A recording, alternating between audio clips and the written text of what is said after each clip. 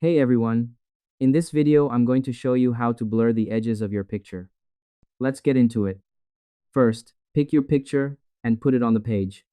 Click on your picture and drag it onto the white square in the middle of your screen. Make sure the picture is selected so you see the small dots and lines around the corners. Because the tool needs to know which specific photo you want to change. You have to have the picture on the page so you can see the changes as you make them. Without this step, there is nothing for the tool to work on, and you wouldn't be able to start your design today. Next, open the picture editing tools.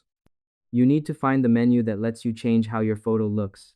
This is where all the buttons for making things fuzzy are kept. Look at the top bar of the screen and click on the button that says Edit Image or Edit Photo. Look through the list of tools on the side until you find the one that talks about effects or blur. It opens up the hidden tools that can change the look of your image. By opening this menu, you are telling the computer that you want to do more than just move the picture around. It ensures you have all the right sliders and buttons ready so you can start making the edges soft. Next, use the blur tool on the outside. Now you are going to use the special tool to make the outside of the picture look fuzzy while keeping the middle clear.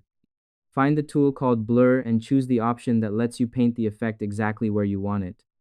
If it's not available for you, you can select Brush and use your mouse to draw around the very edges of the photo, moving in a circle or square. After that, adjust the texture to find the right look. By rubbing the tool on the edges, you are telling the system to hide the sharp lines.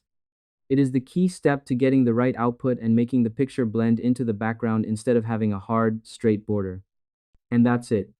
To make fuzzy edges in Canva, you must first put your picture on the page. Then, you open the Edit menu at the top to find your tools. Next, you use the Blur tool to paint around the outside of the image.